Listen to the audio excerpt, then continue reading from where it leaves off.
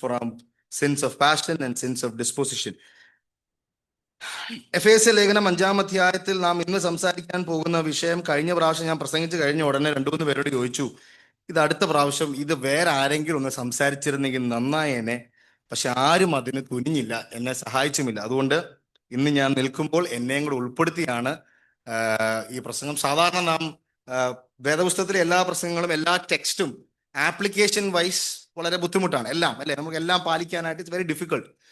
പക്ഷെ ഈ ടെക്സ്റ്റ് ഉണ്ടല്ലോ, ഇത് എല്ലാം കൊണ്ടും ബുദ്ധിമുട്ടാണ്. കാരണം ഇനിയും വരാൻ പോകുന്ന ടെക്സ്റ്റ് എന്ന് പറയുന്നത് അല്പം കഠിനമാണ്. ഇന്ന് സഹോദരന്മാരും കുഞ്ഞുങ്ങളും എല്ലാം എന്നെ വാത്സല്യമായി സ്നേഹിക്കുമെന്ന് ഞാൻ കരുതുകയാണ്. And so continue to pray. What is this?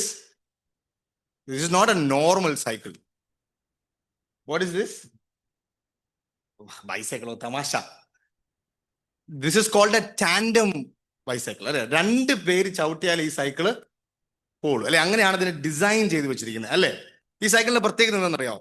ഫ്രണ്ടിലെ ആൾക്ക് മാത്രമേ ദിശ കാണാൻ പറ്റുള്ളൂ, അല്ലെ? ബാക്കിലെ ആൾക്ക് കാണാൻ പറ്റില്ല. ഇത് നമ്മൾ ഈ സ്പോട്ട് നാം ശ്രദ്ധിച്ചു കഴിഞ്ഞാൽ അറിയാം. ബാക്കിലെ ആളും ഇങ്ങനെ, ഫ്രണ്ടിലെ ആളും ഇങ്ങനെ. But the eyes of the first guy, ആദ്യം ഇരിക്കുന്ന ആളുടെ ദിശ അനുസരിച്ചാണ് ബാക്കിലെ ആള് ചവിട്ടേണ്ടത്. ആദ്യത്തെ ആള് ഫാസ്റ്റ് ആയിട്ട് ചവിട്ടുമ്പോൾ പുറകിലത്തെ ആള് പുറയിൽ വളരെ സ്ലോ ആയിട്ട് ചവിട്ടി എന്ത് സംഭവിക്കും? ലക്ഷ്യസ്ഥാനത്ത് എത്തൂല, അല്ലെങ്കിൽ എത്തേണ്ട സമയത്ത് എത്തത്തില്ല, അല്ലെങ്കിൽ എത്തേണ്ടത് പോലെ എത്തില്ല. ഫ്രണ്ടിലെ ആള് സ്ലോ ആയിട്ട് ചവിട്ടുമ്പോൾ ഇറക്കം വരുമ്പോൾ ബാക്കിലെ ആള് ചവിട്ടി സ്പീഡിലോട്ട് ചവിട്ടി എന്ത് സംഭവിക്കും? 2 പേരും മൂക്കുകുത്തി വീഴും. ഇനി ഫ്രണ്ടിലെ ആള് ഫ്രണ്ടിലോട്ട് ചവിട്ടുകയും ബാക്കിലെ ആള് ബാക്കിലോട്ട് ചവിട്ടുകയും ചെയ്ത് എന്ത് സംഭവിക്കും? വണ്ടി അനങ്ങൂല, അല്ലേ? So today we are going to talk about a design that is probably much higher than this tandem bicycle, and that design comes from the heart of God. സകലത്തിനും മീതെ ഇരിക്കുന്നവനും സകലത്തിനും അധികാരിയായിരിക്കുന്നവനും സകല സൃഷ്ടിക്കും ആദിജാതനും സകല സൃഷ്ടിയുടെ ആരംഭം, സകല സൃഷ്ടിയുടെ കോണ്ടെക്സ്റ്റുവൽ ബിഗിനിങ് തുടങ്ങുന്നത് ദൈവത്തിലാണ്. ഞാനാകുന്നവൻ ഞാനാകുന്നു എന്ന് പറഞ്ഞുകൊണ്ട് തന്നെ താൻ സർവ്വ സൃഷ്ടിക്കും ആരംഭം കുറിക്കുമ്പോൾ ക്രമീകരിച്ച ഒരു ജനന പ്രക്രിയ ക്രമമുണ്ട് ഭൂമിയിൽ. ആ ജനന പ്രക്രിയ ക്രമത്തിൽ ദൈവം ആക്കി വെച്ചിരിക്കുന്ന അനുഗ്രഹീതമായ ഏറ്റവും ഉന്നതമായ ഒരു ബന്ധമാണ് ഭാര്യയും ഭർത്താവും തമ്മിലുള്ള ബന്ധം. The relationship between the husband and the wife comes from the heart and the design by God himself. യഹോവയാൽ നിന്ന് മാത്രം ആരംഭിക്കുന്ന ആ ഡിസൈനാണ്. അപ്പൊ നിങ്ങൾക്ക് ഇന്നത്തെ വിഷയം മനസ്സിലായി കാണും. And therefore we come to Ephesians chapter 5 and from verse 21. I would request somebody if you can read that loud. Ephesians ആശംസിക്കുന്നില്ലേ? Ephesians chapter 5 and verses 21. I will read. ക്രിസ്തുവിന്റെ ഭയത്തിൽ അന്യോന്യം കീഴ്പ്പെട്ടിരിക്കുവിൻ. ഭാര്യമാരെ കർത്താവിന് എന്ന പോലെ സ്വന്തം ഭർത്താക്കന്മാർക്കും കീഴടങ്ങുവിൻ. ക്രിസ്തു ശരീരത്തിന്റെ രക്ഷിതാവായി സഭയ്ക്ക് തലയാകുന്നത് പോലെ ഭർത്താവ് ഭാര്യയ്ക്ക് തലയാകുന്നു. എന്നാൽ സഭ ക്രിസ്തുവിന് കീഴടങ്ങിയിരിക്കുന്നത് പോലെ ഭാര്യമാർ ഭർത്താക്കന്മാർക്ക് സകലത്തിനും കീഴടങ്ങിയിരിക്കണം. ഭർത്താക്കന്മാരെ ക്രിസ്തു സഭയെ സ്നേഹിച്ചതുപോലെ നിങ്ങളുടെ ഭാര്യമാരെ സ്നേഹിപ്പിൻ. അവൻ അവളെ വചനത്തോടു കൂടിയ ജലസ്നാനത്താൽ വെടിപ്പാക്കി വിശുദ്ധീകരിക്കേണ്ടതിന് കറ ചുളക്കം മുതലായവ ഒന്നുമില്ലാതെ സഭയെ ശുദ്ധയായി നിഷ്കളങ്കമായി തനിക്ക് തന്നെ തേജസ്സോടെ മുൻനിർത്തേണ്ടതിന് തന്നെത്താൻ അവർക്ക് വേണ്ടി ഏൽപ്പിച്ചു കൊടുത്തു. അവണ്ണം ഭർത്താക്കന്മാർ തങ്ങളുടെ ഭാര്യമാരുടെ സ്വന്തം ശരീരങ്ങളെ പോലെ സ്നേഹിക്കേണ്ടതാകുന്നു. ഭാര്യയെ സ്നേഹിക്കുന്നവൻ തന്നെത്താൻ സ്നേഹിക്കുന്നു. ആരും തന്റെ ജഡത്തെ ഒരു നാളും പകച്ചിട്ടില്ലല്ലോ. ക്രിസ്തുവും സഭയെ ചെയ്യുന്നത് പോലെ അതിനെ പോറ്റിപ്പുലർത്തി അത്രേ ചെയ്യുന്നത്. നാം അവന്റെ ശരീരത്തിന്റെ അവയവങ്ങളല്ലോ. അതു നിമിത്തം ഒരു മനുഷ്യൻ അപ്പനെയും അമ്മയും വിട്ട് ഭാര്യയോട് പറ്റിച്ചേരും, ഇരുവരും ഒരു ദേഹമായി തീരും. ഈ മർമ്മം വലിയത്. ഞാൻ ക്രിസ്തുവിനെയും സഭയെയും ഉദ്ദേശിച്ചത്രേ പറയുന്നത്. എന്നാൽ നിങ്ങളും അങ്ങനെ തന്നെ ഓരോരുത്തൻ താന്റെ ഭാര്യയെ തന്നെ പോലെ തന്നെ സ്നേഹിക്കണം. ഭാര്യയോ ഭർത്താവിനെ ഭയപ്പെടേണ്ടതാകും. നിങ്ങളുടെ കണ്ണുകൾ നിങ്ങൾ മാറ്റരുത്. 21 എഫേസ്യ ലേഖനം 5-ാം അധ്യായം 20-ാമത്തെ വാക്യം വരെ പൗലോസ് പറയുന്നത് പരിശുദ്ധാത്മാവിനാൽ നിറഞ്ഞ് എങ്ങനെ ജീവിക്കണമെന്നാണ്. അത് കഴിഞ്ഞതിന് ശേഷമാണ് 21-ാമത്തെ വാക്യം നിങ്ങൾ ശ്രദ്ധിച്ചാൽ ക്രിസ്തുവിന്റെ ഭയത്തിൽ അന്യോന്യം എന്ത് ചെയ്യണം? കീഴ്പ്പെടണം. ആരൊക്കെ കീഴ്പ്പെടണം എന്നുള്ളതാണ് പിന്നീടുള്ള ഭാഗങ്ങൾ കാണുന്നത്. അതിലൊന്ന് ഭാര്യമാർ ഭർത്താക്കന്മാർ. 2-ാമത്തെ വിഷയമാണ് 6-ാം അധ്യായത്തിന്റെ 1-ാം വാക്യം. എന്താണ്? മക്കളെ നിങ്ങളുടെ അപ്പന്മാരെ കർത്താവിൽ അനുസരിക്കുവീൻ, അത് ന്യായമല്ലോ. ആ ഭാഗം വരുന്നു. 5-ാമത്തെ വാക്യം ദാസന്മാരെ ജഡപ്രകാരം യജമാനന്മാരായവരെ ക്രിസ്തുവിനെ എന്ന പോലെ തന്നെ ഹൃദയത്തിന്റെ ഏകാഗ്രതയിൽ ഭയത്തോടും വിറയലോടും കൂടെ അനുസരിക്കും. അപ്പൊ നിങ്ങൾക്ക് കോണ്ടെക്സ്റ്റ് മനസ്സിലായല്ലോ. When Paul is trying to lay the context of filled by the Holy Spirit, നിങ്ങൾ അന്യോന്യം ക്രിസ്തുവിൽ സബ്മിസീവ് ആയിരിക്കണം, കീഴടങ്ങണം എന്ന് പറഞ്ഞു കഴിഞ്ഞിട്ട് താൻ 3 കോണ്ടെക്സ്റ്റുകളാണ് പറയുന്നത്. അതിലൊന്ന് ഭാര്യ ഭർത്താവ്, 2 മക്കൾ അപ്പനമ്മമാർ, 3 ദാസന്മാർ യജമാനന്മാർ. അതുകൊണ്ട് ഈ കോണ്ടെക്സ്റ്റിലാണ് പൗലോസ് ഇത് മുഴുവൻ എഴുതുന്നത്. So we will not stop only at wives. The whole context of submission, the whole context that Paul is trying to say is, സഭയിൽ അല്ല, കുടുംബത്തിൽ മാത്രമല്ല, ദൈവം പ്രകൃതിയിൽ ആക്കി വച്ചിരിക്കുന്ന ഒരു ക്രമമുണ്ട്. അധികാരത്തിലുള്ളവരും അധികാരത്തിന് കീഴെ നിൽക്കുന്നവരും. ഈ 2 ക്രമവും ദൈവം ആക്കി വച്ചിരിക്കുന്നത് കൊണ്ട് ഇത് ഒരുമിച്ച് ഫങ്ഷൻ ചെയ്തു പോയാലേ ദൈവത്തിന്റെ ഉദ്ദേശങ്ങൾ ദൈവം ആഗ്രഹിക്കുന്ന നിലയിൽ ഇത് കൊണ്ടെത്തിക്കുകയുള്ളൂ. ഞാൻ പറയുന്നതിന്റെ സാരം മനസ്സിലായല്ലോ. അതുകൊണ്ടാണ് ഞാൻ പറഞ്ഞത് ഈ ഭാഗം പ്രസംഗിക്കാനേക്കാൾ വലിയ ബുദ്ധിമുട്ട് വേറൊരു ഭാഗത്തിനും ഇല്ല. കാരണം പ്രസംഗിക്കുന്ന ഞാനൊരു ഭർത്താവാണ്, പ്രസംഗിക്കുന്ന ഞാനൊരു മകനാണ്, അല്ലെങ്കിൽ നമ്മൾ അധികാരത്തിന് കീഴുള്ളവരാണ്, ദാസനാണ്, യജമാനനാണ്. നമ്മുടെ സഭയിലെ ഒരു പ്രായമുള്ള അപ്പച്ചനെ എടുത്ത് നോക്കിയാൽ, he is in authority and he is under the authority of the Lord Jesus Christ. If you take a senior sister, she is under the authority of the elders, she is under the authority of the husband, she is also in authority over her children. അല്ലേ? നമ്മൾ ഇളയ സഹോദരിമാരെ എടുത്ത് നോക്കിയാൽ, they are under the authority of their husbands, they are in authority over their children. So this passage hits everybody in the church. അധികാരത്തിലുള്ളവരും അധികാരത്തിൽ ഇരിക്കുന്നവരും അധികാരത്തിന് കീഴ്പ്പെടുന്നവരുമായ ഒരു ക്രമമാണ് ദൈവം ഈ ഭാഗത്ത് വളരെ സ്പഷ്ടമായിട്ട് പഠിച്ചിരിക്കുന്നത്. അതുകൊണ്ട് തന്നെ ഇത് വളരെ ബുദ്ധിമുട്ടാണ്. കാരണം നമ്മുടെ ഈഗോ, നമ്മുടെ heart will not be able to accept submission to authority. It is not natural in us because of the sin that has hit us. So that is why we will go in little bit detail on how this passage explains what God is wanting to tell us, to us as a church, as a family, as individual units of different households. Now coming back, so മക്കളും അമ്മയപ്പന്മാരും ഒക്കെ നമുക്ക് പിന്നീട് എടുക്കാം. But coming to this one passage, okay, ഭാര്യ ഭർത്താക്കന്മാരുള്ള പാസേജിൽ ഈ ഭാഗം ആരംഭിക്കുമ്പോൾ തന്നെ ഇതിന് തൊട്ട് മുൻപത്തെ ഭാഗം പരിശുദ്ധാത്മാവ് നിറഞ്ഞവരായിട്ടാണ് പൗലോസ് ആ ഭാഗം അവസാനിപ്പിക്കുന്നത്. അതിന്റെ അർത്ഥം what Paul is trying to say, all that you have to do, നിങ്ങൾ ചെയ്യാൻ പോകുന്ന കാര്യങ്ങൾ, അധികാരത്തിൽ നിങ്ങൾ സ്നേഹത്തിൽ, ഭർത്താക്കന്മാരെ ഭാര്യമാരെ സ്നേഹിക്കുവിൻ, അപ്പന്മാരെ നിങ്ങൾ മക്കളെ പ്രകോപിപ്പിക്കരുത്, യജമാനന്മാരെ നിങ്ങൾ ദാസന്മാരെ കർത്താവിനെന്നവണ്ണം നിങ്ങൾ അവരെ കരുതണം എന്ന് പറയുമ്പോൾ പോൾ ഇസ് അതേ തന്നെ reverse the order, wives, children and servants. ഈ എല്ലാ ഓർഡറിലും പൗലോസ് പറയുന്ന ഒരു ക്രമം പറയുന്നത് പരിശുദ്ധാത്മാവ് നിറഞ്ഞവർ ആയിരിക്കാം. ഈ പരിശുദ്ധാത്മാവ് നിറഞ്ഞില്ല എങ്കിൽ ഈ പറയുന്ന ക്രമത്തിനനുസരിച്ച് ജീവിക്കാൻ കഴിയില്ല. നിങ്ങൾക്ക് മനസ്സിലാവുന്നുണ്ടല്ലോ.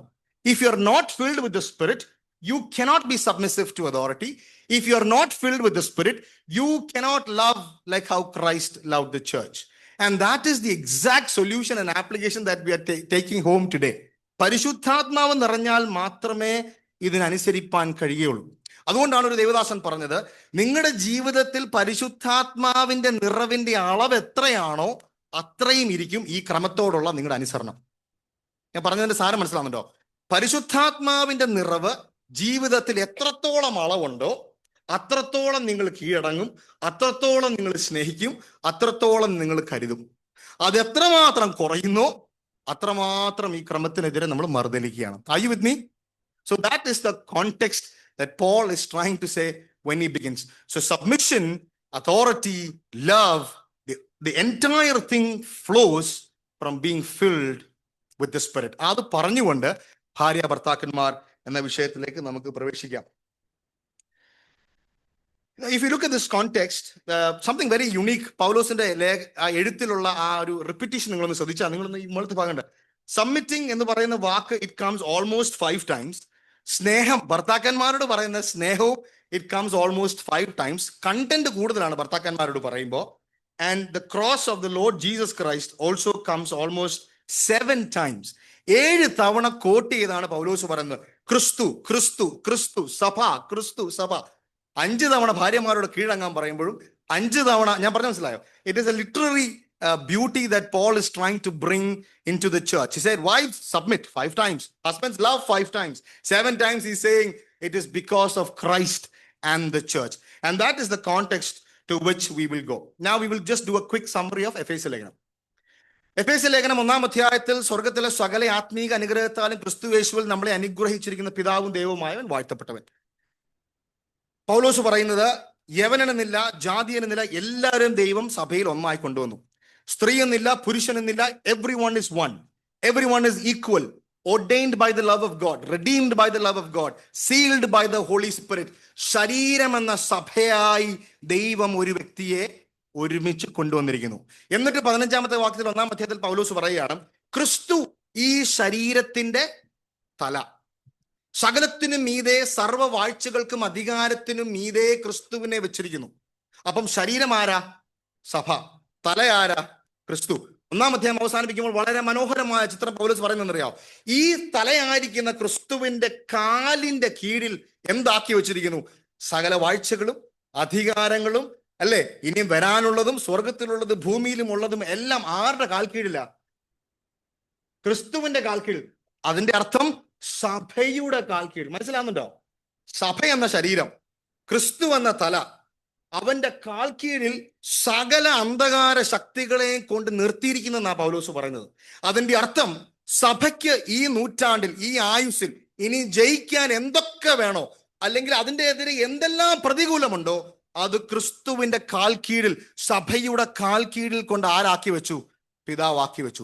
അതുകൊണ്ട് ഇനിയും പറയാൻ പോകുന്ന കാര്യങ്ങളിൽ നിങ്ങൾക്ക് വിജയിക്കാൻ കഴിയുമെന്നാണ് പൗലോസ് പറയുന്നത്. 2-ാം അധ്യായത്തിൽ യഹൂദനെന്നില്ല, യവനെന്നില്ല, നിങ്ങൾ ഒന്നായി തീരണം. 3-ാം അധ്യായത്തിൽ സകല കുടുംബത്തിനും പേര് വരുവാൻ കാരണമായ യഹോവയുടെ മുമ്പാകെ ഞാൻ മുട്ടുകുത്തുന്നു. 3-ാം അധ്യായത്തിന്റെ അവസാനം 4-ാം അധ്യായത്തിൽ ആരംഭിക്കുമ്പോൾ ഒരു കർത്താവ്, ഒരു പരിശുദ്ധാത്മാവ്, ഒരു സ്നാനം, ഒരു കർത്താവ്. We are all one in Christ. 5-ാം അധ്യായത്തിൽ എങ്ങനെ നടക്കണം, എങ്ങനെ സംസാരിക്കണം, എങ്ങനെ പെരുമാറണം. 5-ാം അധ്യായത്തിന്റെ പകുതി ഭാഗത്തേക്ക് വരുമ്പോൾ ഈ ശരീരമാകുന്ന സഭയുടെ അംഗങ്ങൾ അവരുടെ ഭവനങ്ങളിൽ, അവരുടെ ജോലി സ്ഥലങ്ങളിൽ, അവർക്ക് ദൈവം നൽകിയിരിക്കുന്ന കാലത്തിന്റെ ക്രമം അനുസരിച്ചുള്ള ഫങ്ഷണൽ റോൾസ്, മക്കളാകുമ്പോൾ എങ്ങനെ പെരുമാറണം, അപ്പന്മാരാകുമ്പോൾ എങ്ങനെ പെരുമാറണം, ഭാര്യമാരാകുമ്പോൾ എങ്ങനെ പെരുമാറണം, ഭർത്താക്കന്മാരാകുമ്പോൾ എങ്ങനെ പെരുമാറണം, ജോലിയിൽ ദാസന്മാരാകുമ്പോൾ എങ്ങനെ പെരുമാറണം, യജമാനന്മാരാകുമ്പോൾ എങ്ങനെ പെരുമാറണം. ഈ ക്രമം അനുസരിച്ചാണ് ഈ സഭ എന്ന ശരീരം പ്രവർത്തിക്കേണ്ടത്. ഇതിന് വ്യത്യസ്തമായ നിലയിൽ പ്രവർത്തിച്ചാൽ the whole thing comes to a collapse. And that is what Paul is very beautifully trying to come to chapter 5 and explaining to us what we have to do from our functional point of view. And now let's go to Ephesians chapter 5. വിവാഹം എന്ന് പറയുന്ന പ്രസംഗം എനിക്ക് തോന്നുന്നു എന്നേക്കാൾ നന്നായിട്ട് പ്രസംഗിക്കാനും ഇതിന്റെ പരിചയസമ്പത്തുള്ള അപ്പച്ചന്മാരും അമ്മച്ചിമാരും നിങ്ങളുടെ മക്കളെ വളർത്തി, നിങ്ങൾ അവരെ ഒരു സ്ഥലത്താക്കി, അവർ രക്ഷിക്കപ്പെട്ടു, സ്നാനപ്പെട്ടു, മക്കളായി, കൊച്ചുമക്കളായി. You have succeeded in almost all areas of your family life and functions. And so ഞങ്ങളെപ്പോലുള്ള ഇളയ സഹോദരന്മാർ ഇത് പറയുമ്പോൾ, so we are trying to do it with, so if anything and any corrections അല്ലെങ്കിൽ പ്രാക്ടിക്കൽ കാര്യങ്ങളുണ്ടെങ്കിൽ നിങ്ങൾക്ക് എപ്പം വേണം ഷെയർ ചെയ്യാം എന്ന് ഞാൻ അഭ്യർത്ഥിക്കുകയാണ്. But marriage is a very important and sensitive topic. The reason why, because ഒരു പുരുഷന്റെ, ഒരു സ്ത്രീയുടെ ഏറ്റവും ആഴത്തിലുള്ള അവന്റെ ഹൃദയ ഇടിക്കുന്ന ഒരു ബന്ധമാണ് വിവാഹജീവിതം. It is the most intimate level of relationship. ഇതിനേക്കാൾ വലിയൊരു റിലേഷൻഷിപ്പ് മനുഷ്യ ജീവിതത്തിൽ ഇല്ല. കാരണം നിങ്ങൾ ആലോചിച്ച് നോക്കിയാൽ മതി, എൻ്റെ എല്ലാ കാര്യങ്ങളും സെറ്റായെന്ന് വെച്ചു, എനിക്ക് പണമുണ്ട്, എനിക്ക് ജോലിയുണ്ട്, വിദ്യാഭ്യാസമുണ്ട്, നല്ല മാതാപിതാക്കളുണ്ട്, പക്ഷെ എൻ്റെ കുടുംബ ജീവിതത്തിൽ എന്തെങ്കിലും പാളിച്ച ഉണ്ടെങ്കിൽ, ഞാൻ സന്തോഷവാനല്ലെങ്കിൽ എന്ത് സംഭവിക്കും? ആകെ തകിടം മറിയും, അല്ലെ? നമ്മുടെ സമനില തകിടം മറിയും. ഈ ലോകത്തിൽ കാണുന്ന എല്ലാ സക്സസ്ഫുൾ ആയ മനുഷ്യരുടെയും കുടുംബ ജീവിതത്തിൽ തകരാറുകൾ ഉണ്ടെങ്കിൽ വാട്ട് ഹാപ്പൻസ്? അവരെല്ലാം തകർന്നു പോകും. സഹോദരിമാരുടെ കേസും അതേപോലെ തന്നെയാണ്. Because this relationship hits my soul. എൻ്റെ പ്രാണനെയാണ് അത് തൊടുന്നത്. എൻ്റെ ഏറ്റവും ഇന്റിമേറ്റ് ആയിട്ടുള്ള നീഡിനെ ഞാൻ അത് ഭംഗിയായിട്ട് പുലർത്തുവാനായിട്ട് കൊണ്ടുപോകാൻ കഴിഞ്ഞില്ലെങ്കിലുണ്ടല്ലോ, ഞാൻ അനുഭവിക്കുവാൻ പോകുന്ന വേദന is at more intimate level. അത് വന്ന് തുടർത്തുവാനായിട്ട് വേറെ ഒരു റിലേഷൻഷിപ്പിനും കഴിയില്ല. അതുകൊണ്ട് തന്നെ ഭർത്താവും ഭാര്യയും തമ്മിലുള്ള ബന്ധം, അതിന്റെ സെൻസിറ്റിവിറ്റി എന്ന് പറയുന്നത് is at its highest in a human life. അത് വിശ്വാസിയെന്നില്ല, അവിശ്വാസിയെന്നില്ല, എനി പുരുഷൻ, എനി സ്ത്രീ, അവരുടെ കുടുംബ ജീവിതം, അവരുടെ പ്രാണന്റെ ഏറ്റവും വലിയ ആവശ്യം ഒരു സഖി, ആ കമ്പാനിയൻഷിപ്പ് ഹിറ്റായി കഴിഞ്ഞാൽ the whole thing messes up. അതുകൊണ്ട് തന്നെ when God is trying to put the balance of marriage in a creative order according to the doctrine of creation that God has said, He's very peculiar on how we have to follow the order. അതുകൊണ്ട് തന്നെ വിവാഹത്തോടുള്ള ബന്ധത്തിൽ കർത്താവ് ഇവിടെ പറയുന്ന കാര്യങ്ങൾ കാലാതീതമായ കാര്യങ്ങളാണ്. ഇത് timeless ആണ്. സമയങ്ങൾ കാലക്രമേണ ഏത് സംസ്കാരം വന്നോ ഇതിനെ തകർക്കാനായിട്ട് കഴിയില്ല. പൗലോസ് ഈ ലേഖനം എഴുതുമ്പോൾ റോമൻ സാമ്രാജ്യത്തിൽ അന്ന് സ്ത്രീകളുടെ വില എന്ന് പറയുന്നത് വളരെ തരം താഴ്ത്തപ്പെട്ട വിലയാണ്. അവർക്ക് റൈറ്റ്സ് ഇല്ല. സ്ലേവ്സിന് ഒട്ടും റൈറ്റ്സ് ഇല്ല. സ്ത്രീകൾക്ക് റൈറ്റ്സ് ഇല്ല. ഒരു എക്സാമ്പിൾ പറഞ്ഞു കഴിഞ്ഞാൽ, സഹോദരി ഭാര്യയെ ഒരു അൺഫെയ്ത്ത്ഫുൾ റിലേഷൻഷിപ്പിൽ ഭർത്താവ് പിടിച്ചെന്ന് വെച്ചോ, കോടതി കൊണ്ടുപോകാതെ എവിടെ വെച്ച് വേണേലും ഭർത്താവിന് കൊല്ലാം എന്നാണ് റോമൻ നിയമം. എന്നാൽ തിരിച്ചായിക്കോട്ടെ, ഭർത്താവിനെയാണ് പിടിച്ചെങ്കിൽ അവക്ക് കൈ പോലും തുടർത്താൻ കഴിയില്ല. Are you with me? Fast forward to 20th century. Women are equal. Feminism അങ്ങനെയുള്ള എല്ലാ കാര്യങ്ങളും പഠിപ്പിക്കുന്നത്. Women are equal.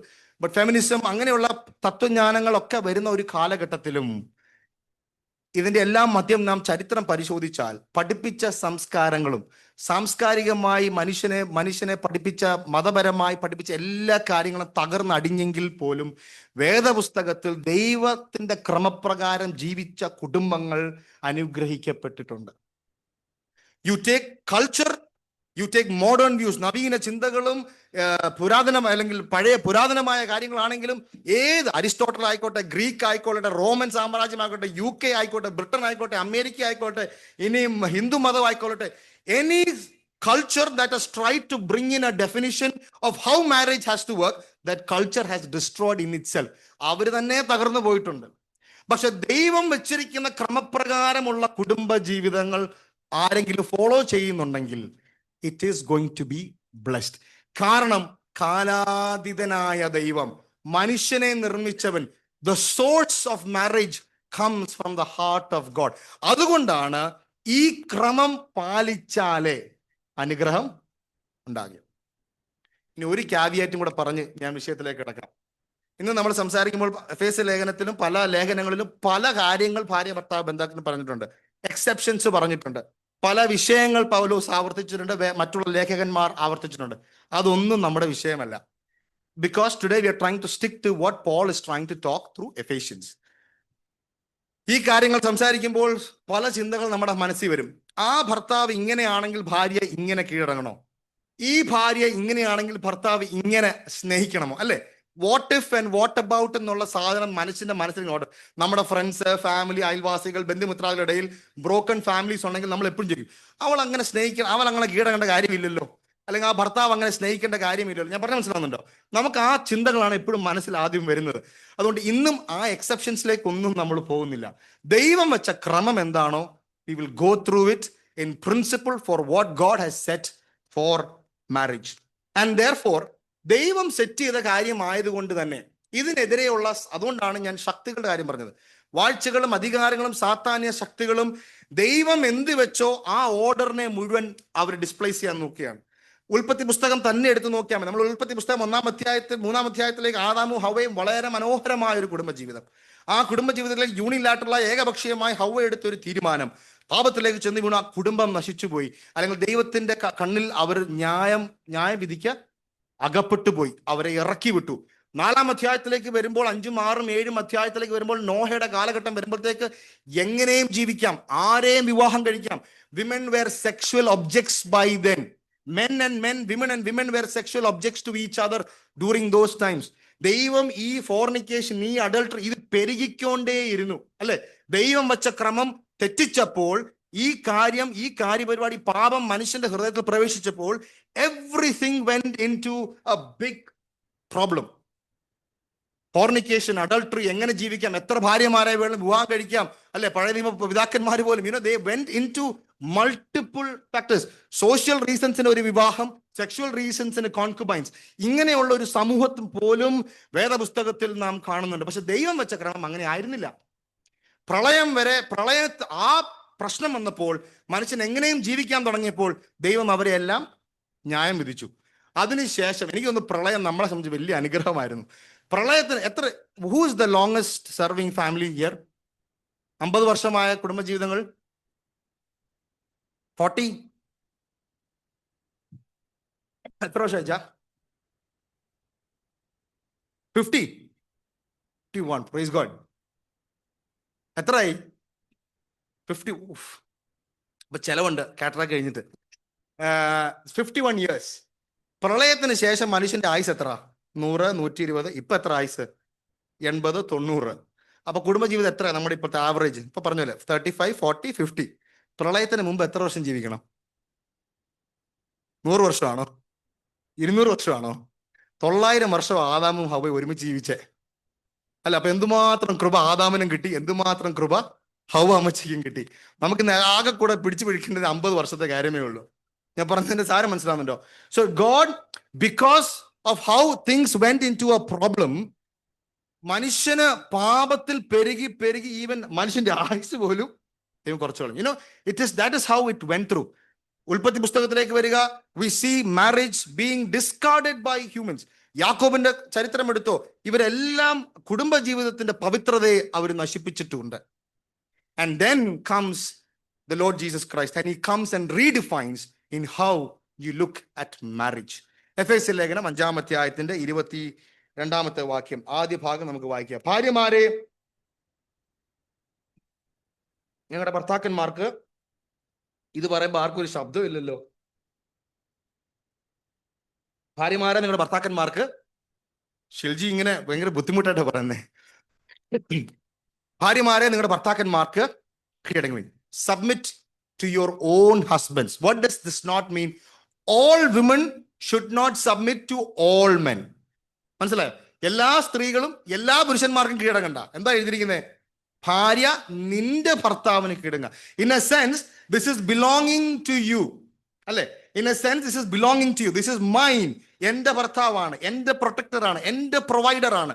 So Paul is saying to your own husbands. ദൈവം നിനക്കായി തന്ന, ദൈവം നിന്റെ കയ്യിൽ ഭരമേൽപ്പിച്ച, നിന്നെ നോക്കുവാൻ, ഭാര്യമാരെ സംരക്ഷിക്കുവാൻ, സ്നേഹിപ്പാൻ, നയിപ്പാൻ ദൈവം നിന്റെ അവകാശമായി, നിന്റെ ഓഹരിയായി നൽകിയ നിന്റെ ഭർത്താവിന് വേണം നീ കീഴടങ്ങാൻ.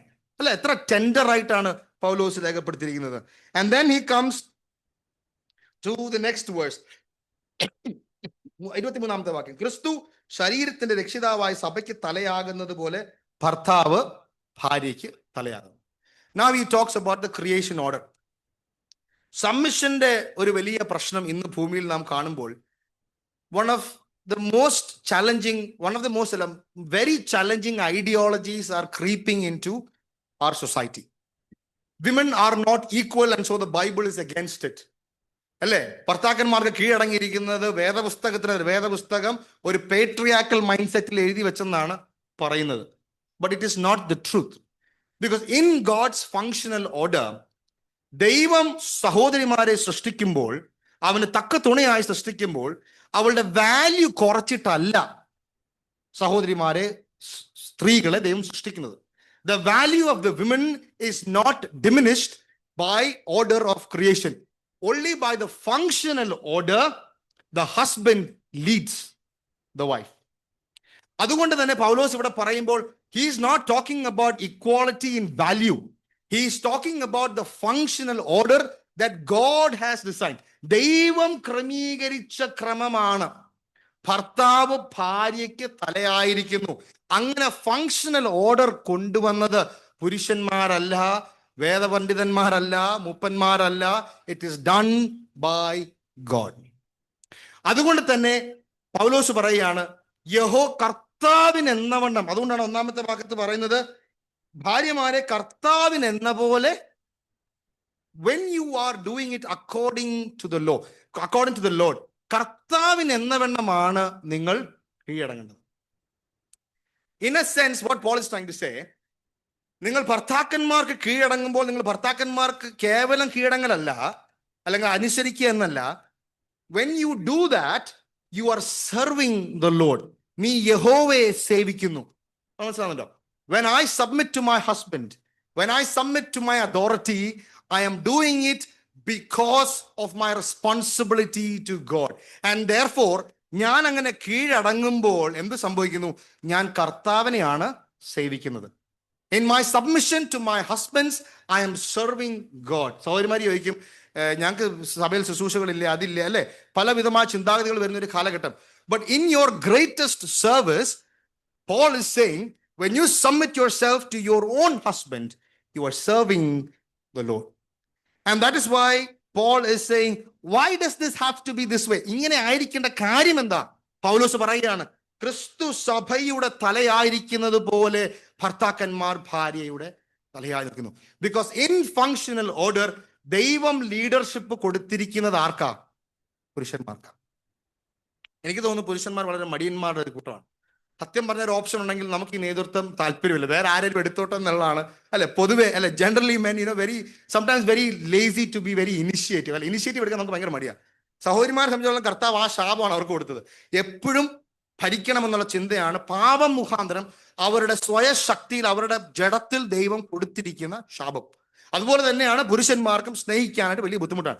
So this is part of my intimate nature, എൻ്റെ സ്വഭാവത്തിന്റെ ശീലമാണ്. അതുകൊണ്ടാണ് പൗലോസ് പറയുന്നത്, നിനക്കിത് ചെയ്യാൻ ബുദ്ധിമുട്ടാണ്, പക്ഷെ നീ ചെയ്യുമ്പോൾ നീ കർത്താവിന് എന്ന വണ്ണമാണ് ചെയ്യുന്നത്. എങ്ങനെ ചെയ്യാൻ കഴിയും? Be filled with the power of the Holy Spirit. Coming to the next one. Why? What is the motive? What is the motive of the submission? I think we have gone through it. What is the model of submission? എന്താണ് കീഴടങ്ങാനുള്ള മാതൃക? 24-ാം വാക്യം, എന്നാൽ സഭ ക്രിസ്തുവിന് കീഴടങ്ങിയിരിക്കുന്നത് പോലെ ഭാര്യമാർ ഭർത്താക്കന്മാർക്ക്. The model of submission is very simple. സഭ എങ്ങനെയാണോ ക്രിസ്തുവിന് കീഴടങ്ങിയിരിക്കുന്നത് അതേ മോഡലിൽ വേണം കീഴടങ്ങാൻ. Both women and men are two separate identities. ഞാനത് പറയാതെ പോകുന്നില്ല. രണ്ട് പുരുഷന്മാരും സ്ത്രീകളും ദൈവം ഉണ്ടാക്കിയ രീതി ഡിഫറെന്റ് ആണ്. ഫിസിക്കലി വി ആർ ഡിഫറെന്റ്, അല്ലെ?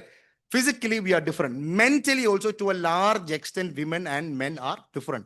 Women most likely like to tread both in the macro and the micro, but men are more macro level, അല്ലേ? നമ്മൾ ഓഫീസ് കഴിഞ്ഞ് ജോലി കഴിഞ്ഞ് തിരിച്ച് വീട്ടിലേക്ക് വരുമ്പോഴത്തേക്ക് നമ്മൾ വലിയ ഡെഡ് ലൈനോ അല്ലെങ്കിൽ ബോസ് തന്നൊരു പ്രഷറോ അല്ലെങ്കിൽ ഒരു ഫയൽ തീർക്കുന്ന ചിന്തയുമായിട്ടായിരിക്കും നമ്മൾ ഓഫീസിൽ വരുന്നത്. അപ്പോഴായിരിക്കും പൈപ്പിന്റെ സാധനം പൊട്ടി വാച്ച്മാനെ വിളിച്ചിട്ട് കിട്ടിയില്ല എന്ന് പറഞ്ഞ് ഇവർ പറയുന്നത്. അപ്പം നമ്മളത് കേൾക്കാത്തപ്പോൾ പറയാം, നിങ്ങൾ ഞങ്ങളുടെ കാര്യത്തിൽ ഒരു ശ്രദ്ധയും ഇല്ല എന്ന് പറയും. അത് ഞാൻ പറഞ്ഞു മനസ്സിലാണല്ലോ. ടു ഡിഫറെന്റ് വയറിംഗ് ആണ് പുരുഷന്മാർക്കും ഭാര്യമാർക്കും ഉള്ളത്. Two different wiring. ഈ വയറിംഗിന്റെ മധ്യത്തിലാണ് പൗലോസ് പറയുന്നത്, you be submissive to your husband and husbands love your wife in an understanding way. So both these differences ഉൾക്കൊണ്ട് വേണം നിങ്ങൾ അന്യോന്യം കീഴ്പ്പെടാനും സ്നേഹിപ്പാനും. ഈ ഡിഫറൻസസ് പറഞ്ഞുകൊണ്ട് കീഴ്പ്പെടാതിരിക്കാനായിട്ട് കഴിയില്ല. പറഞ്ഞത് സാരം മനസ്സിലാവുന്നുണ്ടോ? ഞാനും നീയും തമ്മിൽ വ്യത്യാസമുണ്ടെന്ന് പറഞ്ഞ് കീഴടങ്ങാതിരിപ്പാനും ഞാനും നീയും തമ്മിൽ വ്യത്യാസമുണ്ടെന്ന് പറഞ്ഞ് സ്നേഹിക്കാതിരിക്കാനും ആർക്ക് കഴിയില്ല? പുരുഷനും പറയില്ല, ഭാര്യയ്ക്കും പറയാൻ കഴിയില്ല. ദൈവം അതുകൊണ്ടാണ് പറയുന്നത്, ഈ ഡിഫറൻസസോട് കൂടി നിനക്ക് നൽകിയ ഭാര്യ, നിനക്ക് ദൈവം നൽകിയ ഭർത്താവ്, അത് ഏത് തരമായിക്കൊള്ളട്ടെ, എന്ത് ബുദ്ധിമുട്ടായിക്കൊള്ളട്ടെ, കൂടുതൽ സംസാരിക്കുന്ന ഭാര്യയാണോ കുഴപ്പമില്ല, സ്നേഹിക്കാത്ത അല്ലെങ്കിൽ മുരടനായ ഭർത്താവാണോ, നിനക്ക് ദൈവം നൽകിയത് ആരാണോ ആ ഡിഫറൻസസോട് ഉൾപ്പെടെ വേണം നീ സ്നേഹത്തിന്റെ ആത്മാവിൽ അല്ലെങ്കിൽ താഴ്മയുടെ ആത്മാവിൽ കീഴടങ്ങിയിരിപ്പാൻ. So differences cannot be claimed for not obeying God's word. And therefore Paul is very clear in saying, അതുകൊണ്ട് തന്നെ സഭ ക്രിസ്തുവിന് കീഴടങ്ങിയിരിക്കുന്ന പോലെ ഭാര്യമാർ ഭർത്താക്കന്മാർക്ക് കീഴടങ്ങണം. എങ്ങനെ കീഴടങ്ങണം? Not in a reluctant way, but in a wholehearted. മനസ്സില്ലാതെ മനസ്സോടുകൂടി അല്ല കീഴടങ്ങേണ്ടത്, പൂർണ്ണ മനസ്സോടുകൂടെ. ദൈവം എനിക്ക് വച്ചിരിക്കുന്ന ക്രമം ഇതാണെന്ന് മനസ്സിലാക്കി വേണം കീഴടങ്ങാൻ. അതിന്റെ അർത്ഥം സ്ലേവിഷ് ഒബീഡിയൻസ് ആണോ? It is not slavish obedience. അടിമകൾ അനുസരിക്കുന്നത് പോലെ അനുസരിക്കാനാണോ കർത്താവ് ഇവിടെ പറഞ്ഞിരിക്കുന്നത്? അതുമല്ല, അതും തെറ്റായതാണ്. ചില പുരുഷന്മാർ ഇതിന്റെ എക്സ്റ്റെൻഡ് പോയിട്ട് പറയും, ഭാര്യമാർ ഞങ്ങൾ പറയുന്ന എന്തും കേട്ടോണം, തിരിച്ചൊന്നും പറയാൻ അനുവാദമില്ല, അല്ലെ? There are very rude kind of authority. The Lord is very clear. Authority with a mind of service, authority with the mind of love. അതിന്റെ അർത്ഥം സഹോദരിമാർ സ്ലേവിഷ് ഒബീഡിയൻസിലേക്കല്ല പോകേണ്ടത്, മറിച്ച് an obedience that stems from the heart of even being willing to correct your husband in the spirit of submission. ഭർത്താവ് ഒരു കാര്യം പറഞ്ഞു, അതൊരു അഭിപ്രായ വ്യത്യാസം ഉണ്ടെങ്കിൽ അഭിപ്രായ വ്യത്യാസം പറയാതിരിക്കാൻ വേണ്ടി പുരുഷന്മാർക്ക് തടസ്സപ്പെടുത്താനായിട്ട് കഴിയില്ല. You cannot block your wives from telling you an opinion. They have the right to an opinion, but they have to do it in the spirit of submission. കീഴടങ്ങലിന്റെ ആത്മാവിൽ, താഴ്മയുടെ ആത്മാവിൽ വേണം അവർ ആ കറക്ഷനും റിപ്രൂഫും കുടുംബത്തിൽ കൊണ്ടുവരാൻ. അതുകൊണ്ട് തന്നെ what submission is not, it is not a slavish obedience, but it is working together. നേരത്തെ ഞാൻ സൈക്കിളിന്റെ ചിത്രം കാണിച്ചതുപോലെ, it is working together in the spirit of submission, understanding that this is God's order, let him follow through. He has been given the idea of direction. He has been given the leadership of the family. ഞാൻ അദ്ദേഹത്തെ പിൻഗമിച്ചേ മതിയാകുകയുള്ളൂ. അതിൻ്റെ ഇടയിലാണ് സാത്താൻ നമ്മുടെ കുടുംബങ്ങളിലേക്ക്, നമ്മുടെ കുഞ്ഞുങ്ങളിലേക്ക്, സമൂഹത്തിലേക്ക് financial independence of my career, independent of എനിക്ക് സ്വന്തം കാലിൽ നിൽക്കണം, ഇങ്ങനെ വരുന്ന തത്വങ്ങളെല്ലാം ഈ പറയുന്ന ഡോക്ടറിന് നേരെ വിപരീതമാണ്. ജോലി ചെയ്യേണ്ടെന്നല്ല ഞാൻ പറയുന്നത്. I'm not saying don't work.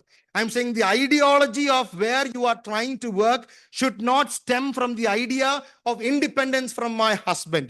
No, it is not tolerated in the Bible. It will not be taught in the church. We will not succumb to culture. We will not. Because what the Bible says is you are not independent. You are dependent on both each other. Your decisions come from the head and the decisions come as a unit. And therefore, financial independence, all the theory and theology and all the non-doctrines that come from all this kind of teaching is absolutely trash, and Satan is trying to creep in to bring in unwanted disharmony into the family and therefore into the church. What husbands and wife, നേരത്തെ കണ്ട അതേ പടം പോലെ തന്നെ, you have to work together as a unit, and therefore in your functioning as a unit, the primary responsibility of the wife is given within the veils of the house. കുടുംബത്തിലാണ് ഒരു സഹോദരിയുടെ പരമപ്രധാനമായ ശുശ്രൂഷ. അത് കഴിഞ്ഞിട്ടേ ഉള്ളൂ ബാക്കി എന്തും. Church also comes second, because your family is the most important ministry given to both men and women specifically. ഞാൻ ഈ ഭാഗത്ത് പറയാത്ത ഒരു കാര്യം കൂടെ ഞാൻ പ്രായമുള്ള ആന്റിമാരോട് വളരെ സ്നേഹത്തിന്റെ ആത്മാവിൽ പറയട്ടെ. തീത്തോസിന്റെ ലേഖനം 2-ാം അധ്യായത്തിന്റെ 3 മുതൽ 5 വരെയുള്ള വാക്യങ്ങളിൽ വളരെ വ്യക്തമായി പറയുന്ന ചില കാര്യങ്ങളുണ്ട്. Let me read it. നിങ്ങൾക്കെല്ലാം അറിയാവുന്ന കാര്യമാണ്. സഭയോടുള്ള ബന്ധത്തിൽ എന്റെ മനസ്സിൽ വന്നൊരു ഭാരമാണ്. ദൈവവചനം ദുഷിക്കപ്പെടാതിരിക്കേണ്ടതിന്, നിങ്ങൾക്ക് അറിയാവുന്ന വാക്യമാണ്, യൗവനക്കാർത്തികളെ ഭർത്തൃപ്രിയന്മാരും പുത്രപ്രിയന്മാരും സുബോധവും പാവിത്ര്യമുള്ളവരും വീട്ടുകാര്യം നോക്കുന്നവരും ദയയുള്ളവരും ഭർത്താക്കന്മാർക്ക് കീഴ്പ്പെടുന്നവരും ആയിരിപ്പീൻ ശീലിക്കേണ്ടതിന് നന്മ ഉപദേശിക്കുന്നവരായിരിക്കണം എന്നും പ്രബോധിപ്പിക്കുക. ആരോടാ പറഞ്ഞിരിക്കുന്നത്? തീത്തോസിന്റെ ലേഖനം മൂപ്പന്മാർക്കുള്ള ലേഖനമാണെങ്കിൽ പോലും, സഭയുടെ ക്രമത്തിന്റെ ലേഖനമാണെങ്കിൽ പോലും, മൂത്ത സഹോദരിമാരോട് പറഞ്ഞിരിക്കുന്ന വ്യക്തമായ ഇൻസ്ട്രക്ഷനാണ്. നിങ്ങൾ ചിലപ്പോൾ തിരിച്ചെന്നോട് പറയാം, എടാ മോനെ ഞങ്ങൾക്ക് സിസ്റ്റേഴ്സ് മീറ്റിംഗ് ഉണ്ട്, നിങ്ങൾ ആരും കയറത്തില്ല എന്ന് പറയുമായിരിക്കും. അത് കയറാതിരുന്ന ചെവിക്ക് പിടിക്കണം, അത് വേറെ കേസ്. പക്ഷെ എന്നിരുന്നാൽ പോലും it is the responsibility of the older women in church to continuously work with people younger of your age.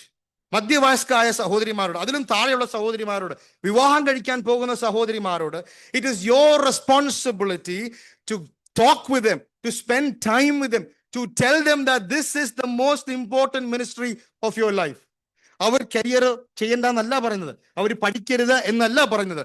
പക്ഷെ ദൈവം ഒരു സഹോദരിക്ക്, രക്ഷിക്കപ്പെട്ട പരിശുദ്ധാത്മാവിന്റെ നിയന്ത്രണത്തിൽ നടക്കുവാൻ ആഗ്രഹിക്കുന്ന ഒരു സഹോദരിയെ സംബന്ധിച്ചിടത്തോളം മൂത്ത സഹോദരിമാർ ഈ കേസിൽ എക്സ്ട്രാ എഫേർട്ട് ഇട്ടേ മതിയാകുള്ളൂ. കാരണം അത് എക്സ്പ്ലിസിറ്റ് ഇൻസ്ട്രക്ഷനാണ്. അതുകൊണ്ട് അവരെ വൈകുന്നേരം പോയി കാണണം, അവരെ സഭയെ വിളിച്ച് വരുത്തി ഒരു സ്പെഷ്യൽ ക്ലാസ് എടുക്കണം. This is important. സ്നേഹത്തിന്റെ ആത്മാവിൽ 1-on-1 മെന്റർഷിപ്പ് ചെയ്ത് ഇളയ സഹോദരിമാരോട്, മധ്യവയസ്കായുള്ള സഹോദരിമാരോട് നിങ്ങൾക്ക് പറയാനുള്ള സ്വാതന്ത്ര്യവും റൈറ്റും ഇവിടെ മൂപ്പന്മാർ പോലും അല്ല തരുന്നത്, പരിശുദ്ധാത്മാവിനാൽ ദൈവം തന്നെയാണ് ഈ ക്രമം സഭയിൽ വെച്ചിരിക്കുന്നത്. The older woman has to teach the younger woman. കാരണം ലോകത്തിലുള്ള എല്ലാ ഇൻഡിപെൻഡന്റ് തിയോളജീസും, ലോകത്തിലുള്ള സഹോദരിമാരുള്ള ബന്ധത്തിൽ വരുന്ന എല്ലാ പാകപ്പിഴകളും ഭൂമിയിൽ അവരുടെ ഫ്രണ്ട്സിൽ നിന്നും അവരുടെ മറ്റുള്ള കമ്പാനിയൻസിൽ നിന്നും അവർ കേട്ടുവരുന്ന കാര്യമാണ്. അത് കുടുംബങ്ങളിൽ പ്രതിഫലിക്കുന്നത്, സഭയിൽ പിന്നെ പ്രതിഫലിക്കുന്നത്. അതുകൊണ്ട് മൂത്ത സഹോദരിമാർ, കുടുംബജീവിതങ്ങൾ നയിച്ച സഹോദരിമാർ, it is absolutely imperative that you spend time with younger women, to spend time with them, telling them that this is your calling. അത് പറഞ്ഞുകൊണ്ടേയിരിക്കണം. കേട്ടില്ലേ? വീണ്ടും പറയണം. കേട്ടില്ലേ? പറഞ്ഞുകൊണ്ടേ ഇരിക്കണം. അമ്മ തന്റെ കുഞ്ഞിനെ എങ്ങനെ പഠിപ്പിക്കുന്നു, അതേ ആത്മാവിൽ, അതേ സ്നേഹത്തിന്റെ ആത്മാവിലാണ് പൗലോസ് ഓർമ്മിപ്പിക്കുന്നത്. You have to do it to the younger sisters of the church. Submission is service to the Lord. Submission is obedience to God's word. Submission is to build your family. ഒരു ഭാര്യ തന്റെ ഭർത്താവിന് കീഴ്പ്പെട്ട് ജീവിക്കുമ്പോഴാണ്, ഒരു ഭർത്താവ് തന്റെ ഭാര്യയെ ക്രിസ്തു സ്നേഹിച്ചതുപോലെ സ്നേഹിക്കുമ്പോഴാണ് ആ കുടുംബത്തിൽ കുഞ്ഞുങ്ങൾ സുവിശേഷത്തിന്റെ ശക്തി ഹൃദയത്തിൽ വർക്ക് ചെയ്യുന്നുണ്ടെന്ന് അവർ തെളിയിക്കുന്ന ആദ്യത്തെ എക്സ്പെരിമെന്റൽ ലാബ്. സഭയ്ക്ക് മുൻപാകെ കുടുംബത്തിൽ സുവിശേഷത്തിന്റെ ശക്തി ഉണ്ടോ ഇല്ലയോ എന്ന് ചെക്ക് ചെയ്യുന്നതിന്റെ ആദ്യത്തെ ടെസ്റ്റ് എന്താണെന്നറിയോ? ഭാര്യ ഭർത്താവിന് കീഴ്പ്പെടുന്നുണ്ട്, ഭർത്താവ് ഭാര്യയെ സ്നേഹിക്കുന്നുണ്ടോ. രക്ഷിക്കപ്പെട്ടാണെന്ന് നാം പറയുന്നുണ്ടെങ്കിൽ, നമ്മുടെ കുഞ്ഞുങ്ങൾ നമ്മൾ രക്ഷിക്കപ്പെട്ടവരാണെന്ന് വിശ്വസിക്കുന്നുണ്ടെങ്കിൽ, ഭാര്യ ഭർത്താവിന് കീഴടങ്ങുന്നത് കാണുന്നതാണ് അവന്റെ ആദ്യത്തെ സുവിശേഷത്തിന്റെ വാട്ടർ ടെസ്റ്റ്. ഞാൻ എൻ്റെ ഭാര്യയെ അവളുടെ കുറവുകളോടുകൂടെ, ഇനി എന്തെല്ലാം കുറവുകൾ ഭർത്താക്കന്മാർ പറഞ്ഞാൽ പോലും, ക്രിസ്തു സഭയെ സ്നേഹിച്ചതിനെ പെർസ്യൂ ചെയ്ത് സ്നേഹിക്കുന്നത് കാണുമ്പോൾ മക്കൾ എന്ത് പറയണം? എൻ്റെ അപ്പൻ രക്ഷിക്കപ്പെട്ടതാണ്, എൻ്റെ അമ്മയിൽ പരിശുദ്ധാത്മാവ് പ്രവർത്തിക്കുന്നുണ്ടെന്ന്. ബിക്കോസ് ലോകത്തിലുള്ള തത്വങ്ങൾ ഈ കുഞ്ഞുങ്ങളെ സ്കൂളുകളിലും കോളേജുകളിലും എല്ലാ വീഡിയോസിലും മൂവീസിലും അനാവശ്യമായ എല്ലാ കാര്യങ്ങളിലൂടെയും they are imprinting in them to not be submissive because this is from a patriarchal mindset. ശരിയാണ്, വേദപുസ്തകത്തിന്റെ കാലം നാം ശ്രദ്ധിച്ചു നോക്കിയാൽ പേട്രിയാക്കൽ മൈൻഡ് സെറ്റിന്റെ പല ഇംപ്ലിമെന്റേഷൻസും പല കാലഘട്ടങ്ങളിൽ സാംസ്കാരികമായി യഹൂദ മതത്തിലും യഹൂദന്മാർ പാലിച്ചു വന്നതിലും പിന്നീടുള്ള പ്രായമുള്ള നമ്മുടെ മുൻ പിതാക്കന്മാർ പാലിച്ചു വന്നതും ഇന്ത്യ എന്ന മഹാരാജ്യത്തിൽ നാം മടങ്ങി നിൽക്കുന്ന കാസ്റ്റ് സിസ്റ്റത്തിൽ പോലും സഹോദരിമാർക്ക് ഒരു പ്രിഫറൻസ് പോലും ഇല്ല, അല്ലേ? ഈ കേരളത്തിലെ നായർ നമ്പൂതിരി കൾച്ചർ ഞാനിവിടെ വിസ്തരിക്കേണ്ട ആവശ്യമില്ല. അത്രയും വലിയൊരു കൾച്ചറിലാണ് നാം എല്ലാം ജനിച്ചതും ഇവിടെ എല്ലാം വളർന്നതും. It is a culture where women were not given the right. ശരിയാണ്, അവരെ അടിച്ചമർത്തപ്പെട്ടിട്ടുണ്ട്. But the Bible says you love them with the love that Christ has loved the church. ഇതാണ് സുവിശേഷത്തിന്റെ water test in the family.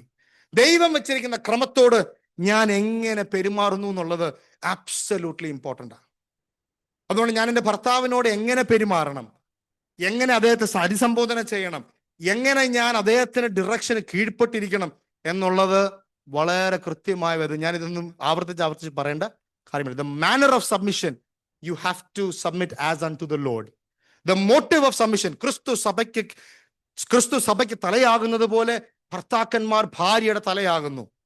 ഇനി എന്തുമാത്രം submission ചെയ്യണം?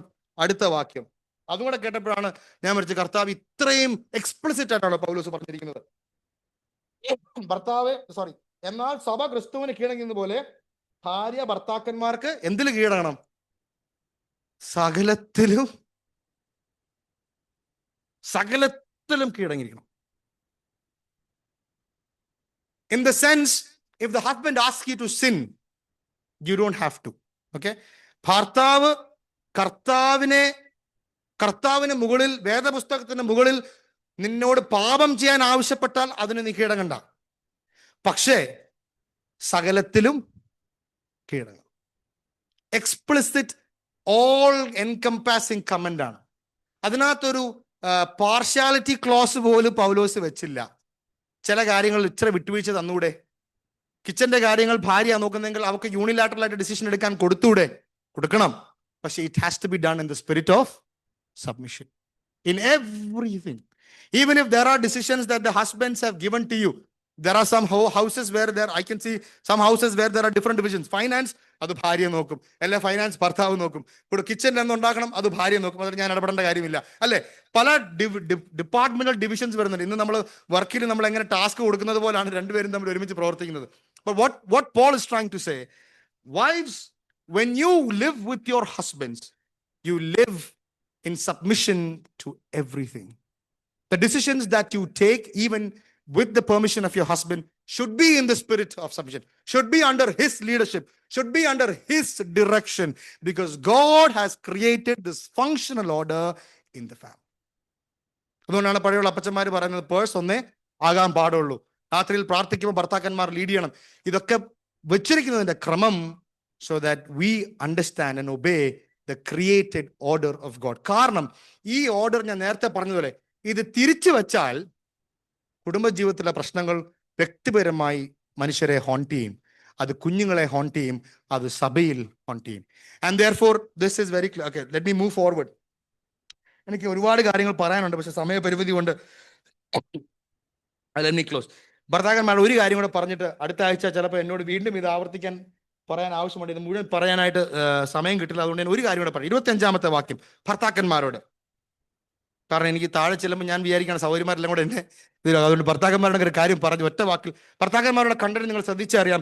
25 മുതൽ 26 വരെയുള്ള വാക്യങ്ങളിൽ there's a long content for husbands given. പക്ഷെ ഒറ്റ കാര്യം ഞാൻ ഇന്ന് ശ്രദ്ധിച്ച് ഞാൻ 10 മിനിറ്റ് കൊണ്ട് അവസാനിപ്പിക്കാം. ഭർത്താക്കന്മാരെ നിങ്ങളുടെ ക്രിസ്തു സഭയെ സ്നേഹിച്ചതുപോലെ നിങ്ങളുടെ ഭാര്യമാരെ സ്നേഹിപ്പി. Love like how Christ has loved the church. What is interesting in this statement is ഭർത്താക്കന്മാർ തലയാണ് എന്ന് പറഞ്ഞുകൊണ്ടിരുന്ന പൗലോസ് ഇവിടെ വന്നപ്പോൾ നിങ്ങൾ അധികാരം നിവർത്തിക്കണമെന്നല്ല പറഞ്ഞത്, എക്സസൈസ് ഹെഡ്ഷിപ്പ് എന്നല്ല എഴുതിയിരിക്കുന്നത്, എക്സസൈസ് യുവർ റൂൾ എന്നല്ല ഇവിടെ പറഞ്ഞു. ഇവിടെ എന്താ പറഞ്ഞിരിക്കുന്നത്? Love your wives. അധികാരം നിങ്ങൾ ഉപയോഗിക്കണം, നിങ്ങൾ എക്സിക്യൂട്ട് ചെയ്യണം, നിങ്ങൾ തലയാണ്, അതുകൊണ്ട് നിങ്ങൾ ഡിസിഷൻ എടുത്ത് കുടുംബജീവിതം മുന്നോട്ട് നയിക്കാൻ വേണ്ടി അല്ല ഭർത്താക്കന്മാരുടെ ആദ്യത്തെ command. You do it in the spirit of love like how Christ loved the church. ഈ സ്നേഹത്തിന് ഒരു കുഴപ്പമുണ്ട്. This love, the whole time that Paul talks about love, 5 times in this text, 5 തവണയും പൗലോസ് ഉപയോഗിച്ചിരിക്കുന്ന വാക്ക് അഗപ്പേ ലവ് ആണ്. വേറെ ഏതെങ്കിലും വാക്കായിരുന്നെങ്കിൽ നമുക്ക് എന്തെങ്കിലുമൊക്കെ ഒരു ഒഴിവഴിവുണ്ടായിരുന്നു. സ്നേഹിക്കാൻ കൊള്ളത്തില്ലേ, നമുക്കൊരു ഒഴിവഴിവുണ്ട്. അനുസരിക്കുന്നില്ലേ, ഒഴിവഴിവുണ്ട്. അല്ലേ? അനുസരിക്കുന്നില്ലെങ്കിൽ നമുക്ക് ഒഴിവഴിവുണ്ട്. പറയുന്നത് കേൾക്കുന്നില്ലേ, ഒഴിവഴിവുണ്ട്. കീഴടങ്ങുന്നില്ലെങ്കിൽ ഒഴിവഴിവുണ്ട്. ഇതൊന്നും ഇവിടെ പറഞ്ഞിട്ടില്ല. Agape love is the love, നമ്മൾ രാവിലെ കേട്ടതുപോലെ ക്രിസ്തു തേടി വന്ന സ്നേഹം. ആ സ്നേഹത്തിന് അവരിനി എങ്ങനെ പ്രതികരിച്ചാലും it is a love of will, it is a love of choice. സ്നേഹിച്ചേ മതിയാകുകയുള്ളൂ. ഭർത്താക്കന്മാരെ നമ്മൾ സ്നേഹിച്ചേ മതിയാകുകയുള്ളൂ. Determine to love. Boys, younger boys, let me tell you very clearly, this is not lustful love. This is not sexual love. This is not filial love. This is agape love. Loving your wives as Christ loved the church. അവളെ സ്നേഹിക്കാതിരിക്കാൻ തോന്നുമ്പോൾ പോലും അവളെ സ്നേഹിക്കുക. Determine to love. Choose to love. Choose to care. Choose to unceasingly love her. അവളെ പരിമിതികളില്ലാതെ അവസാനമില്ലാതെ ഞാൻ സ്നേഹിക്കണം. അവളുടെ ഏറ്റവും വലിയ നന്മ കണ്ട് ഞാൻ അവളെ സ്നേഹിക്കണം. അവളുടെ കുറവുകൾ എന്ത് തന്നെ ആയിക്കോട്ടെ, അത് എൻ്റെ ഭാര്യയാണ്, ഞാൻ അവളെ ക്രിസ്തു സഭയെ സ്നേഹിച്ചതുപോലെ സ്നേഹിക്കണം. ഒരു കാരണവും പൗലോസ് ബാക്കി വെച്ചില്ല. ഒരു റീസണും പൗലോസ് വെച്ചിട്ടില്ല. ഒരു ക്രമവും. നമ്മൾ കർത്താവിന്റെ സ്നേഹം നോക്കിയാൽ we have no choice. We have no choice. നാം പാപികളായിരുന്നപ്പോൾ അവൻ സ്നേഹിച്ചു, അപക്തരായിരുന്നപ്പോൾ നാം സ്നേഹിച്ചു, സ്നേഹിക്കപ്പെടുവാൻ യോഗ്യതയില്ലാത്തപ്പോൾ പോലും അവൻ നമ്മളെ സ്നേഹിച്ചു. മുടിയനായ പുത്രന്റെ കഥയിൽ ഞാൻ ഈയിടെ കേട്ടൊരു ഉദാഹരണമാണ്. മുടിയനായ പുത്രൻ ഭവനത്തിലേക്ക് മടങ്ങി വന്നപ്പോൾ പിതാവ് എന്താ ചെയ്ത്? ആദ്യം ചെന്ന് കെട്ടിപ്പിടിച്ച് ഉമ്മ കൊടുത്തതിന് ശേഷമാണ് എന്ത് പറഞ്ഞത്? പോയി വസ്ത്രം മാറ്റാൻ പറഞ്ഞത്. വന്ന ഉടനെ അച്ഛാ വസ്ത്രമൊക്കെ മാറ്റി ഒന്ന് വൃത്തിയാക്കിയിട്ട് വേണം എനിക്ക് നിന്നെ ഒന്ന് കെട്ടിപ്പിടിക്കാൻ. ആ അപ്പം പറഞ്ഞില്ല. കുറവുകൾ എന്തുമായിക്കൊള്ളട്ടെ, ഞാൻ അവളെ ക്രിസ്തു സഭയെ സ്നേഹിച്ചതുപോലെ സ്നേഹിക്കണം. അടുത്ത ആഴ്ച എന്നെ കൂടെ തുറന്നും പറയാം. പക്ഷെ ഒരു കാര്യം കൂടെ ഞാൻ പറഞ്ഞ് അവസാനിപ്പിക്കട്ടെ. യു ലുക്ക് അറ്റ് വാട്ട് 26-ാമത്തെ വാക്യം. അവൻ അവളെ വചനത്തോടു കൂടിയ ജലസ്നാനത്താൽ വെടിപ്പാക്കി വിശുദ്ധീകരിക്കേണ്ടതിന് കറ ചുളക്കം മുതലായ ഒന്നുമില്ലാതെ സഭയെ ശുദ്ധയും നിഷ്കളങ്കവുമായി തനിക്ക് തന്നെ തേജസ്സോടെ മുൻനിർത്തേണ്ടതിന് തന്നെത്താൻ അവൾക്ക് വേണ്ടി ഏൽപ്പിച്ചു കൊടുത്തു. എങ്ങനെ സ്നേഹിക്കണമെന്ന് പറഞ്ഞിട്ട് ക്രിസ്തു സഭയെ സ്നേഹിച്ച സ്നേഹം പറഞ്ഞതിന് ശേഷം ആദ്യം പറയുന്ന പ്രസ്താവന കറ ചുളുക്കം മുതലായവ ഇല്ലാതെ ജലസ്നാനത്തോടു കൂടെ അവളെ എങ്ങനെ സ്നേഹിച്ച് അവളെ കഴുകി വിശുദ്ധീകരിച്ച് ഏറ്റവും ബ്യൂട്ടിഫുള്ളായി ഏറ്റവും പ്യൂരിറ്റി ഉള്ള ഒരു സ്ത്രീ എന്ന നിലയിൽ നിന്റെ മണവാട്ടിയെ നീ എങ്ങനെ കാണുവാൻ ആഗ്രഹിക്കുന്നു അതുപോലെ നീ അവളെ സ്നേഹിക്കണം. ഇവിടെ പറഞ്ഞിരിക്കുന്ന ആ പദപ്രയോഗം ജലസ്നാനം എന്നൊക്കെ പറയുന്ന എസെക്കിയേൽ പ്രവചനത്തിൽ കർത്താവ് യഹോവയായ ദൈവം ഇസ്രായേൽ മക്കളോട് പറഞ്ഞ കാര്യമാണ്. ഞാൻ നിന്നെ ചേറ്റുകുഴിയിൽ നിന്ന് കൊണ്ടുവന്നു, നിന്റെ വസ്ത്രത്തിന്റെ കളർ രക്തമായിരുന്നു, ഞാൻ നിന്നെ വെള്ളം കൊണ്ട് കഴുകി വിശുദ്ധീകരിച്ചു, എനിക്ക് തന്നെ മണവാട്ടിയായി മുൻനിർത്തേണ്ടതിന് പിതാവായ ദൈവം ഇസ്രായേൽ എന്ന മണവാട്ടിയെ അഴുക്കിൽ നിന്ന് കൊണ്ടുവന്ന് വിശുദ്ധീകരിച്ച അതേ പ്രസ്താവനയാണ് പൗലോസ് പറയുന്നത്. ക്രിസ്തു സഭയെ കറ, ചുളുക്കം മുതലായവല്ലാത്ത. അതിന്റെ അർത്ഥം എന്റെ സ്നേഹത്തിന്റെ ഫസ്റ്റ് ഒബ്ജക്റ്റീവ് എന്താണെന്നറിയാവോ? ഹർ പ്യൂരിറ്റി. എന്റെ സ്നേഹത്തിന്റെ ഫസ്റ്റ് ഒബ്ജക്റ്റീവ് എന്താണെന്നറിയാവോ? ഹർ സാങ്ക്ടിഫിക്കേഷൻ. എന്റെ സ്നേഹത്തിന്റെ ഏറ്റവും വലിയ ഒബ്ജക്റ്റീവ് അവളുടെ ആത്മീയമായ നന്മയാണ്. My love should be proven by the priority that I give for the outcome of my love. എന്റെ സ്നേഹത്തിന്റെ ഔട്ട്കം അവളിൽ എന്തായിരിക്കണം? It should be her purity. It should be her spiritual growth. It should be her spiritual maturity. അതുകൊണ്ട് തന്നെ ഈ സ്നേഹത്തിന്റെ end game should be in a way that she becomes absolutely pure. അപ്പൊ ഞാൻ എങ്ങനെ സ്നേഹിക്കണം? അവളെ വചനത്തോടുകൂടെ സ്നേഹിക്കണം. I have to keep teaching her the truth of the scripture. അത് ഭർത്താക്കന്മാരുടെ ജോലിയാണ്. അത് ഒരു ദിവസം ചെയ്യണോ? ആഴ്ചയിൽ ഒരു ദിവസമാണോ?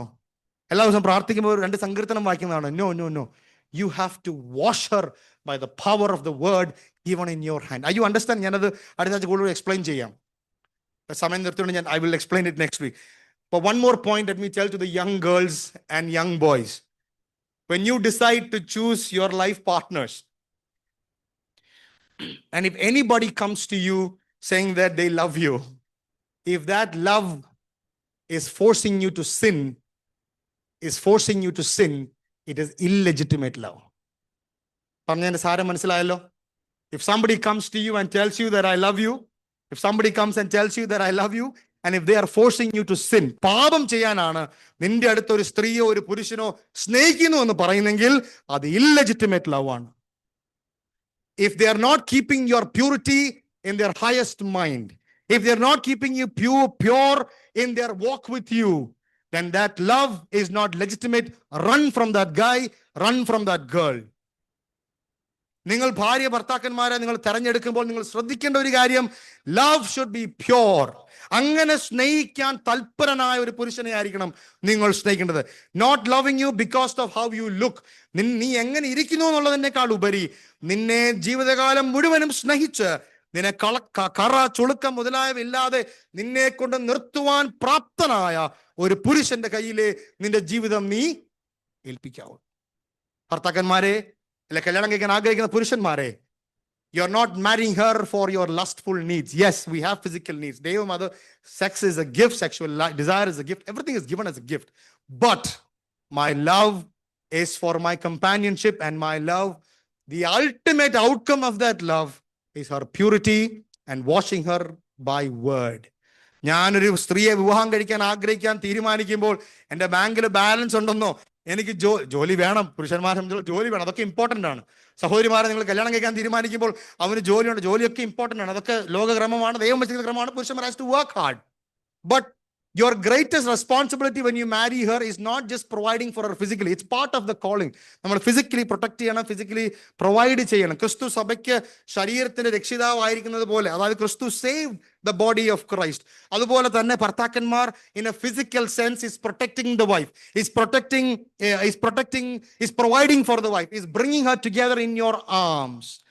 But your ultimate responsibility is to clean her by the word of God and love her and bring her closer to the image of Christ.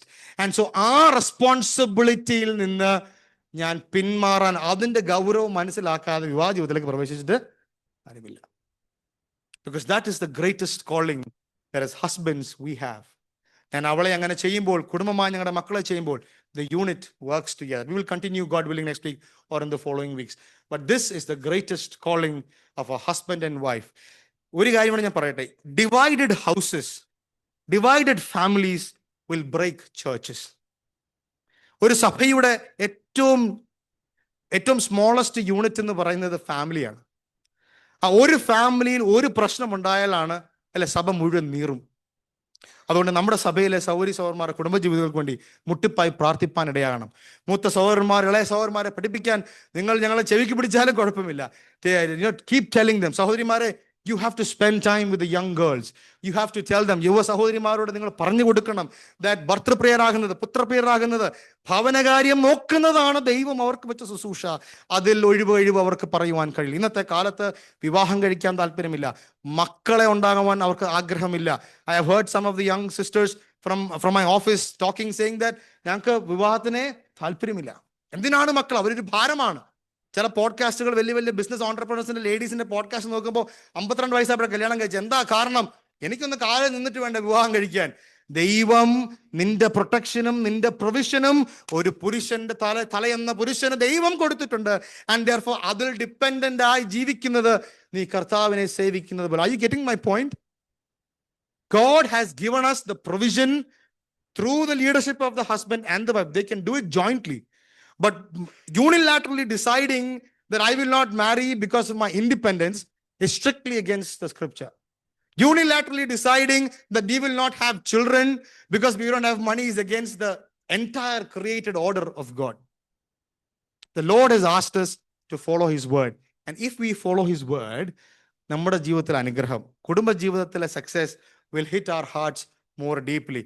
ഈ വചനങ്ങളാൽ ദൈവം നിങ്ങളെ സഹായിക്കട്ടെ. തുടർന്നും ദൈവസന്നിധിയിൽ പ്രാർത്ഥിപ്പാനും ഭാര്യമാർ ഭർത്താക്കന്മാർക്ക് കീഴടങ്ങാനും ഭർത്താക്കന്മാർ ഭാര്യമാരെ ക്രിസ്തു സ്നേഹിച്ചതുപോലെ അഗാപ്പേ സ്നേഹത്തോടെ സ്നേഹിപ്പാൻ ദൈവം ഇടയാക്കണം. എങ്ങനെ സാധിക്കും? ഒറ്റ ഉത്തരമുള്ളൂ, പരിശുദ്ധാത്മാവിനാൽ. You have to be filled with the power of the Holy Spirit. കാരണം ഈ ഹൃദയത്തിലെ നേച്ചർ ഉണ്ടല്ലോ, അത് വലിയ പാടാ. തിരിച്ചു കിട്ടിയാലേ സ്നേഹിക്കാൻ നമുക്ക് കഴിയുള്ളൂ. അനുസരിച്ചാലേ ഞാൻ സ്നേഹിക്കൂ, സ്നേഹിച്ചാലേ ഞാൻ കീഴ്പ്പെടൂ എന്ന് പറയുന്ന സ്വഭാവമാണ് നമുക്ക്, അല്ലേ? അതെല്ലാം അങ്ങനെയല്ലേ? കഴിഞ്ഞ ആഴ്ച ഇച്ചിരി ബുദ്ധിമുട്ടായിരുന്നല്ലോ അനുസരിപ്പാൻ, അപ്പൊ അത് കഴിഞ്ഞിട്ട് മതി ബാക്കിയുള്ള കാര്യങ്ങൾ, അല്ലേ? നമ്മൾ എപ്പോഴും വി ഹാവ് ദാറ്റ് കിട്ടിയാൽ കൊടുക്കും, കൊടുത്താൽ കിട്ടും. അഗാപ്പേ എല്ലാം കർത്താവ് പറഞ്ഞു, കിട്ടിയാലും കിട്ടിയില്ലേലും അവളെ കീഴ്പ്പെട്ടാലും കീഴ്പ്പെട്ടില്ലേലും നിന്നെ കരുതിയാലും കരുതില്ലേലും നിന്റെ ഉത്തരവാദിത്തം എന്താ? സ്നേഹിച്ചേ പറ്റൂ. You have to love her and care for her. തുടർന്നുള്ള നിങ്ങൾ വീട്ടിൽ ചെന്ന് വായിക്കണം. The words that Paul uses is so tender. ഒരു സഹോദരിയെ, ഒരു ഭാര്യയെ എങ്ങനെ കരുതണമെന്നുള്ളത് വളരെ ഹൃദയത്തിൽ അടിത്തൊട്ട് പറയുകയാണ് Paulose. You nourish her, you cherish her, give her the warmth of your leadership to her hearts and she will grow in Christ. ഭാര്യമാരെ, നിങ്ങൾ ഭർത്താക്കന്മാർക്ക് കീഴ്പ്പെടുന്നത് നിങ്ങൾ ദൈവത്തിന് എന്ന് വേണമാണ്. You are serving the Lord. May God's name be glorified.